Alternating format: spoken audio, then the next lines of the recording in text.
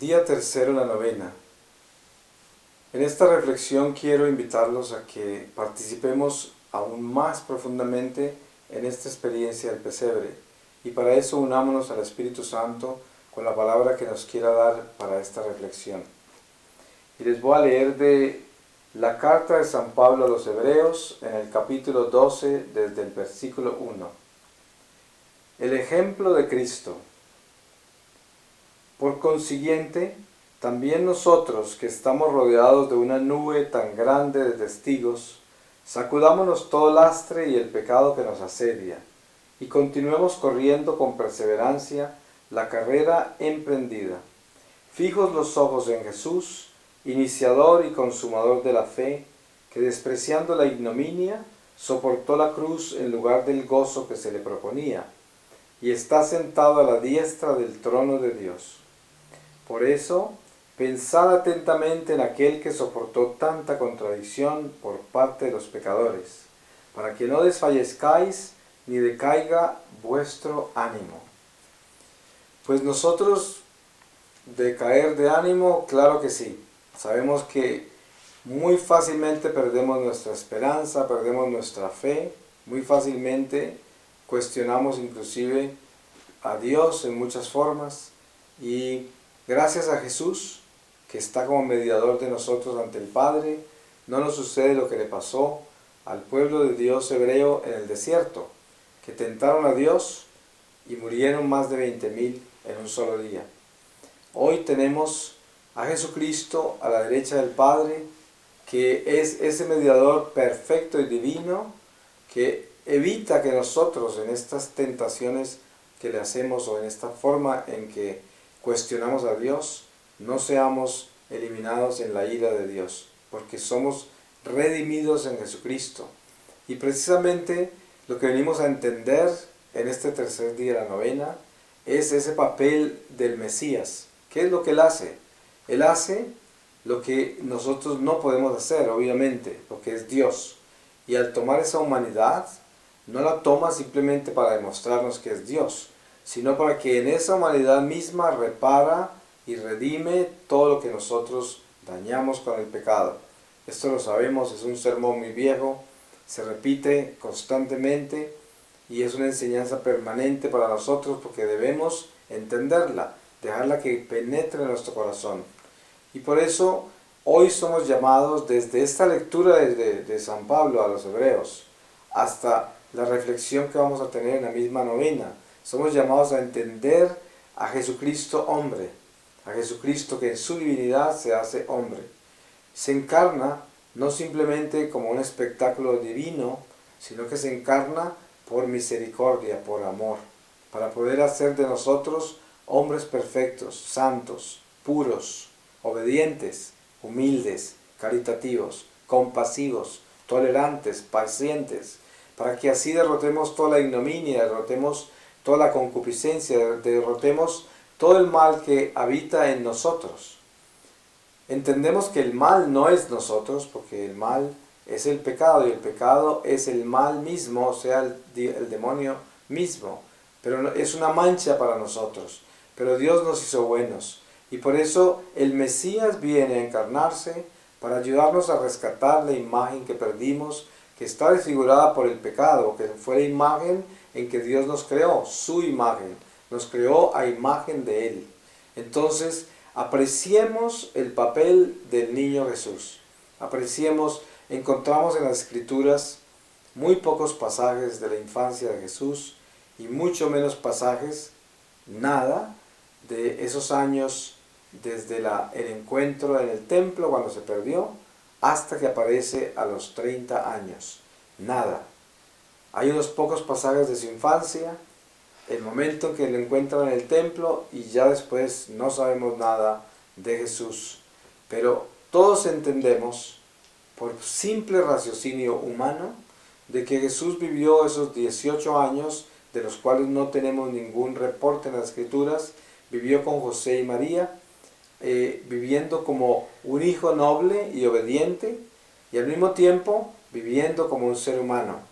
Y todo eso que él vivió, que es lo que hemos vivido todos los seres humanos, que es el cansancio, el hambre, el frío, el calor, la tristeza, la alegría, todo eso lo vivió el Señor.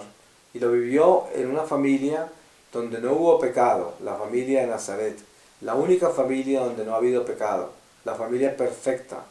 Y hoy celebramos esto, honramos a Dios en el don de la familia, en el don de la familia de Nazaret, que es nuestra meta. ¿Cuál es la meta nuestra en Jesús? Aprender a ser hombres perfectos y santos como Él. Y Él dice, sean santos y perfectos como mi Padre es santo y perfecto.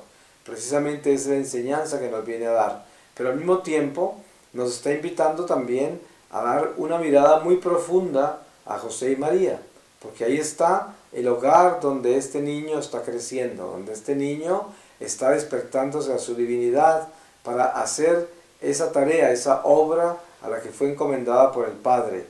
Nos damos cuenta en las bodas de Canaán, como cuando la Virgen le pide ese milagro de de sacar vino de la nada, el Señor le dice, pero ¿qué hay contigo, mujer, si mi tiempo no ha llegado todavía?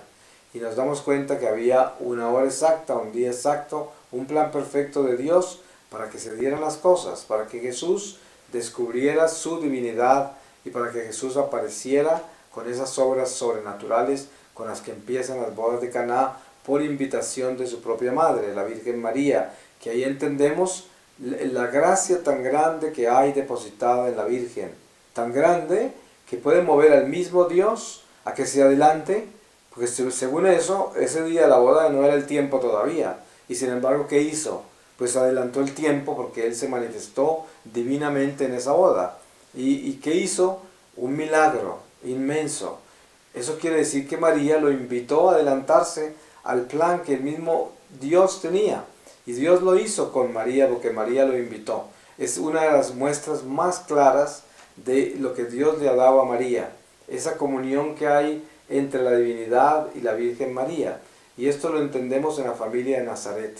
Todo lo que hay, esa comunión entre José y María de pureza, un centro perfecto de lo que es el sentido de la castidad, lo que es el sentido de la virginidad, lo que es el sentido de ser obediente, humilde, sencillo, pequeño. Una persona como San José no la podríamos siquiera comenzar a describir, porque no hay palabras para hacerlo. Y escasamente ha sido descubierto San José dentro de nuestra historia sagrada, porque así de humilde es, teniendo un papel tan importante en la historia sagrada. Sin embargo, San José se mantiene absolutamente pequeño, insignificante, en el concierto de la historia sagrada. Y así lo quiso Dios, y así Dios lo creó para que fuera, así de pequeño. Entonces, la invitación que tenemos hoy es a descubrir primero ese papel de la divinidad hecho hombre, y qué es lo que viene a hacer, qué va a hacer con esa humanidad que toma, y qué va a hacer con ella y cómo nos va a invitar a nosotros a que descubramos ese papel de Jesucristo. Y lo otro es esa familia de Nazaret. No podemos sacarla de la mira, tenemos que tenerla enfocada. María y José. Y Jesús con ellos todos esos años en los que no sabemos nada de ellos, pero que entendemos que es una vida de familia común y corriente. Tanto así que cuando Jesús apareció en la vida pública, aquellos que lo conocían desde Nazaret decían, ¿no es este acaso el hijo del carpintero? Claro, lo vieron todos esos años en la carpintería con el papá y no vieron nada extraordinario como para decir que era especial, porque ellos mismos se asombraron de que ese que conocían como el hijo del carpintero ahora salía con todas estas cosas y tenía todo este conocimiento.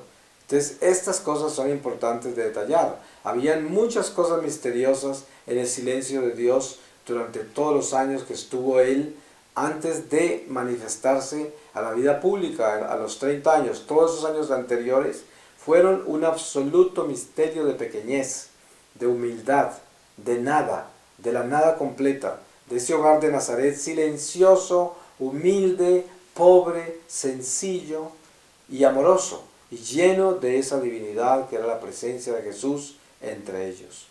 Pues démosle gracias a Dios por tan grande misterio, démosle gracias a Dios porque nos está invitando a que nosotros saboreemos estas gracias, a que nos untemos de ellas, nos impregnemos de ellas. Y el pesebre es eso, el pesebre es una invitación a bañarnos con todo este sol que viene de lo alto, con esta agua viva que el Señor derrama desde las pajas del pesebre, que hasta los mismos pastores, que eran la gente más sencilla de Belén, seguramente que eran pastores analfabetos, ignorados por todo el pueblo, los más insignificantes de todos, y el Señor a ellos fue que los escogió.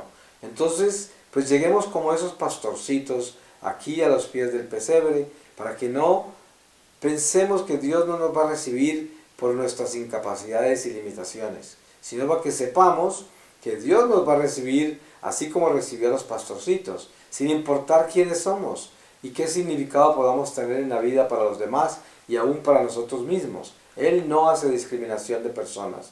Por eso sintámonos bienvenidos a los pies del pesebre, acudiendo a amar, a adorar, a glorificar este Mesías que se prepara para llegar a nuestros corazones.